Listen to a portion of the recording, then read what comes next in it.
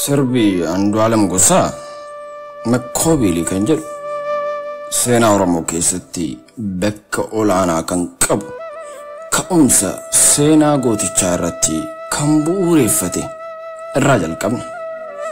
Sirbichi gootota Oromoo durii wareegama isaanii kanneen lafee isaaniitiin ummataaf iddoo bulchiinsaa yookiin seeraa mijeessan mirgaa fi bilisummaa dhiyeessan kan nutti agarsiisu kan nutti mul'isudha.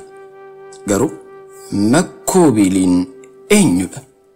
Dhugumaan namamu seenaa fiikshinaal ta'e qofaadha.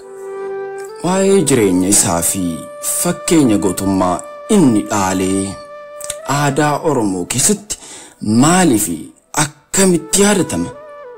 Sirbichi qixa kamiin eenyummaa Oromoo ammaa keessatti iddoo kan qabu ta'e?